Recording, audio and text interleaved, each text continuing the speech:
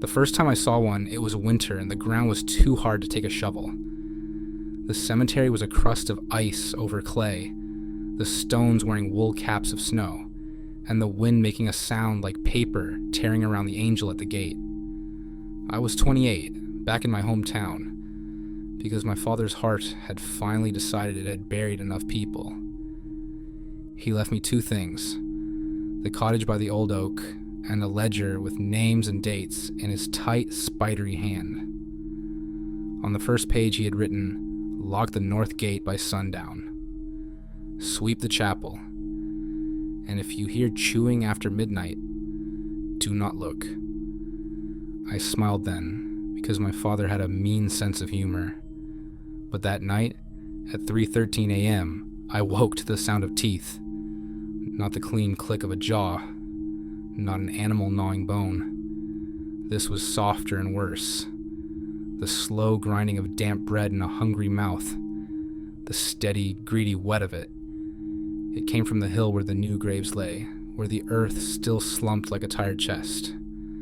I lay there on the cot with a blanket to my chin, listening to someone eat while the whole town slept. The clock on the mantel held the minutes above the sound like a lid.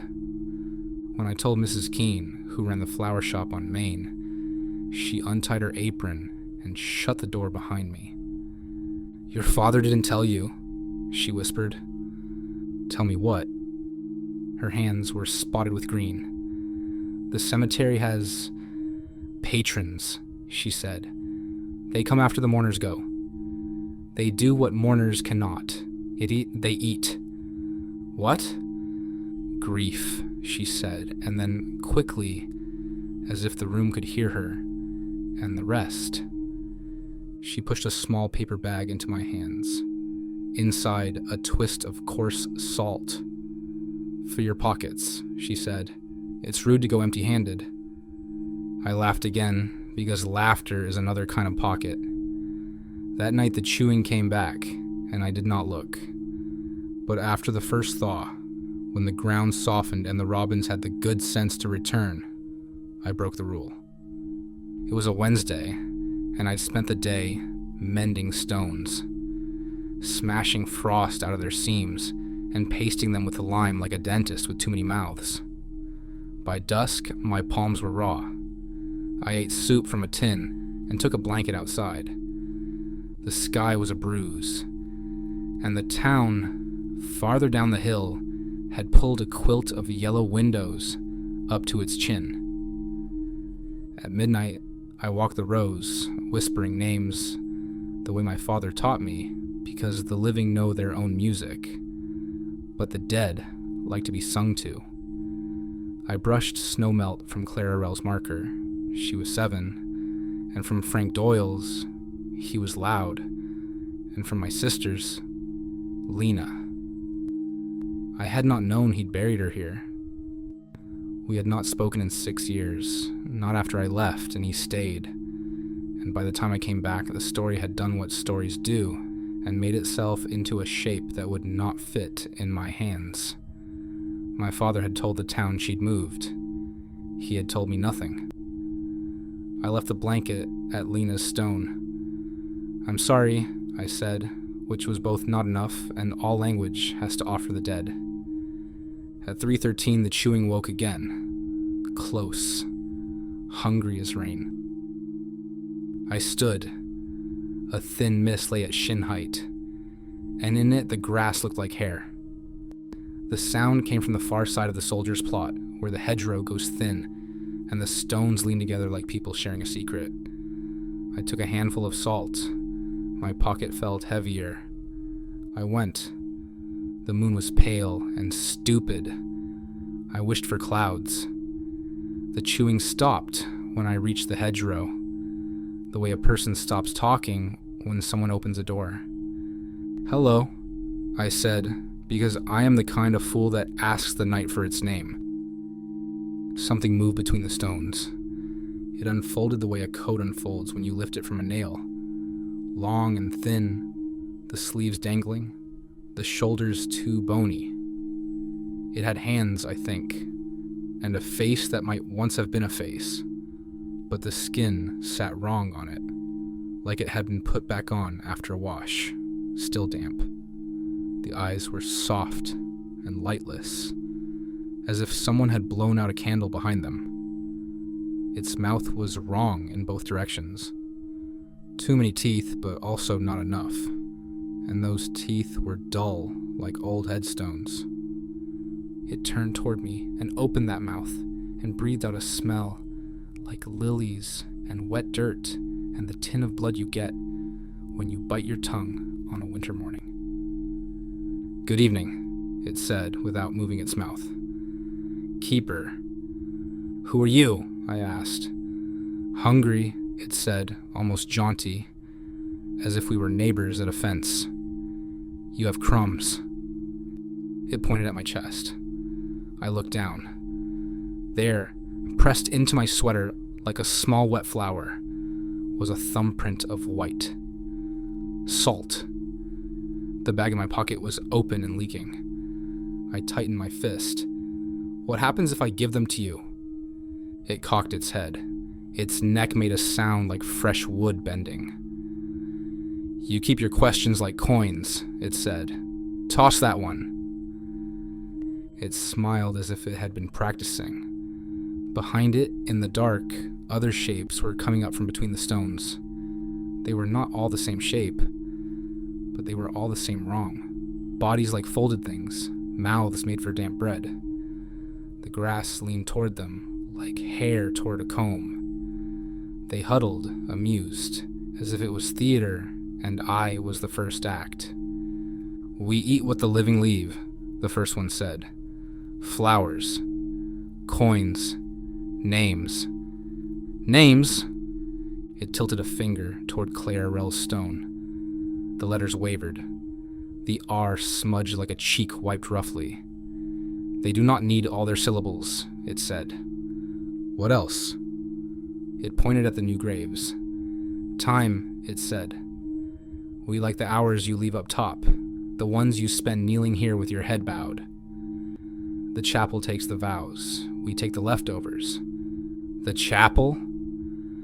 My father's ledger had a dozen pages of rules regarding the chapel.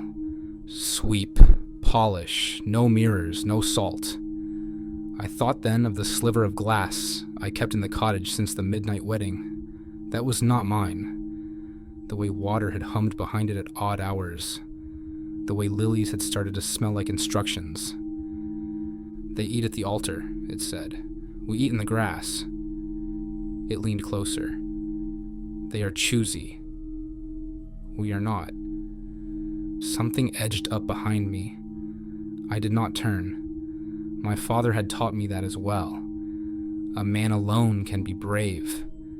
A man surrounded should be polite. "What do you want?" I asked, soft. "You," it said, and clucked its tongue, as if disappointed in its own appetite.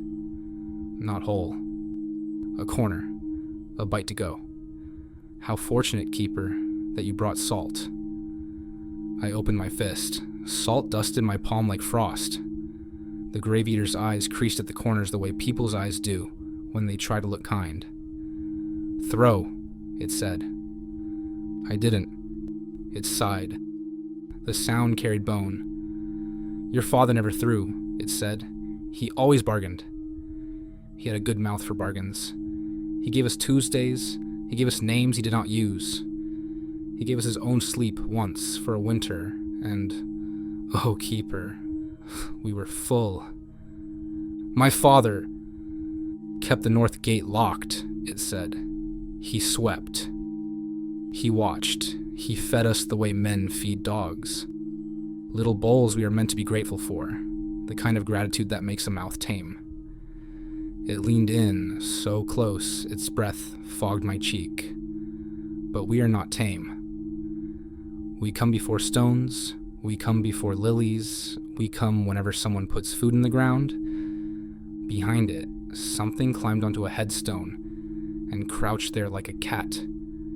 Its spine lifted with its breath. It wore a veil of cobwebs that moved on its face like gills. Another moved behind me and whispered against my shoulder in a voice like my sister's last voicemail. I left. I'm fine, I promise. My knees went weak. The salt ran in a bright stream through my fingers and into the dead grass. Yes, the first one murmured, pleased. Crumbs. They moved in quietly, a table of hands reaching for a plate.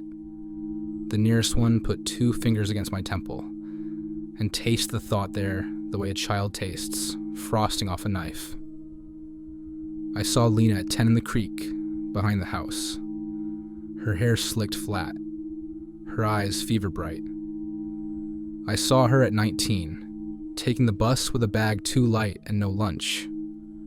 I saw an unmarked door, with the paint rubbed away where hands go. I saw the town counting something and coming up short. The grave eater swallowed. Its throat worked like a frog's. Sweet, it said. Grief stayed summer warm. Keeper, you keep well. Stop, I said, and slapped its hand. My palm came away clean of anything a palm understands, and thick with something else. The feeling you have when a word is on the tip of your tongue, and will not come, and then never comes. And then the fact of it never having existed becomes a room you forget. And then your house is one room smaller forever. It licked its teeth. You owe us, it said. You made us late. For what? I asked. It nodded toward the new graves. The little one, it said. Violet. We like the new flesh because it tastes like decision. Don't scowl. We don't take much. A bite from the corners, a toe, a middle name. The dead do not need all their directions. You won't touch her, I said. I have made bad promises. This was one. The grave eater brightened, the way men brighten when they see a pocket they recognize. We won't, it said, if you feed us something else. What? It smiled with all the headstones of its mouth. Tuesday. Take Wednesday, I said, because this is how I injure myself. With boldness. Wednesday is chapel, it said, and the others hissed softly, lips wet. Don't you read your father's book? I'll give you... I groped for a thing a man can give the ground. My sleep. It cocked its head. A year. A month. A year. A winter, I said, because we measure in winters here. Men, corn, pain. It considered. A winter, it agreed. And we leave Violet's corners tidy, and her name whole. And Lena, I said, my mouth moving faster than good sense. You leave my sister, whatever you have of her. You give it back. It looked surprised. Your sister fed us herself, it said gently. She put her own name in our mouths and asked us to chew as soft as we could. I'm asking you to spit, I said. It sighed again, a sound like a tree giving up a branch in wind. We cannot. We only go one way. Then show me where she is. It considered, and then it did not nod and did not smile, and still I knew it had agreed. It lifted its hand and pressed 2 fingers to my brow. Cold. The kind of cold you find underwater that's forgotten the sun. My knees buckled. The world went sideways. I stood, not in snow, but in a dark that had no direction. There were stones here, but not like ours. These were soft and made of breath. The names on them were not carved, but sung, and each letter disappeared when I read it. At the far edge of this wrong field, a shape moved the way a woman moving toward a door moves. Lena, I said, and my voice made a small, embarrassed sound, like a throat clearing. She did not turn. Why would she? The grave eater took its fingers from me. The cemetery returned like the second verse of a hymn. My hands shook. My teeth ached. The others had gone to Violet's row and were sitting like men at a wake, their heads bowed, their mouths working, their hands careful. Careful. Don't watch, the first one said kindly. I want, I said, and did not finish. Yes, it said. You want. It patted my shoulder with 3 fingertips. They left 3 white ovals that took an hour to go warm again. Every night at 3:13, we come. Keep your bargain, and we will keep ours. You may keep your dead's names whole if you hold them tight. Don't drop them. Don't give them to lilies. And don't keep her. Don't ever leave bread. Bread? I asked, stupid as men who pretend they don't know what they already do. On stones, it said. For birds. For us, we are older than birds. It smiled. But men will always feed what stares. They finished with Violet, and the ground sighed. The snow curdled under their feet. They folded themselves down between the stones and were not there. The space took them and drew its blanket smooth. The cemetery breathed in. The clock on my mantel exhaled 3 small clicks. Morning stood outside, rolling its shoulders. I stumbled back to the cottage and slept sitting up at the table, my head in my hands. The salt opened beside me. I woke to sunlight and a line of ants making a sugar of it. The winter I gave them was a long winter.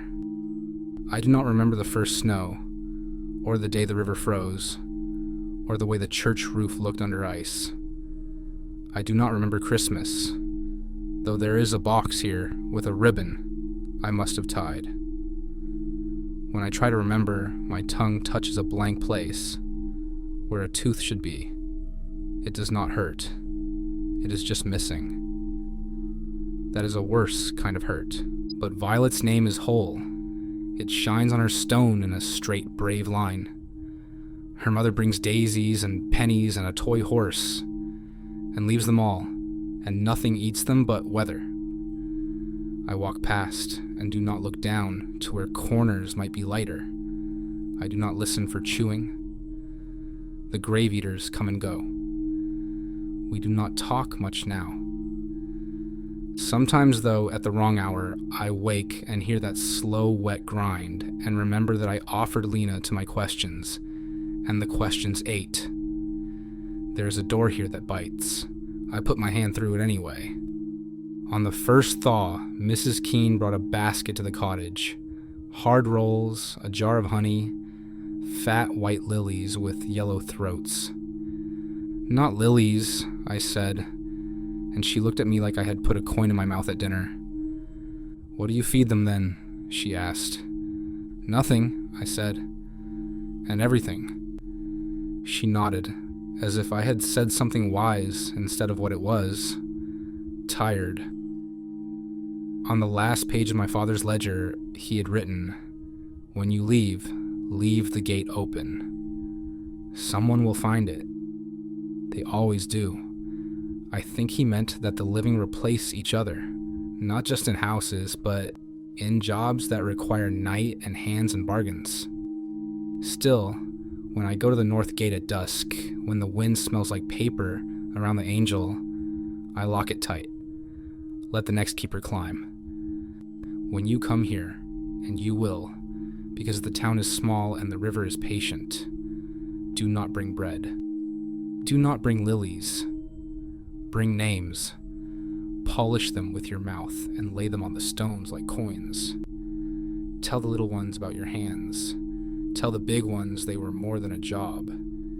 Keep a pinch of salt in your pocket, not to throw, just to remember where your palm ends. And if you wake at 3:13 to the sound of eating, be kind. You fed them. The whole town did. They are only finishing what we start. If you must look quickly. See that their mouths are dull because they do not bite. They soften. See that their hands are careful. because the dead are still somebody's. See that when they leave, the ground settles a little, like a blanket tugged up under a chin. They call them monsters, and they are. But monsters are what we make when we can't do a thing and need someone who can. We needed them. We still do. I have one more winter left in my bargain. After that, I will remember the way snow begins. Or I will not. I will sweep the chapel because someone must. I will lock the north gate by sundown. I will listen to the town breathing with its dead. And when the chewing starts, I will lie very still in my narrow bed and think. Eat carefully. Leave the names. Leave me Tuesday.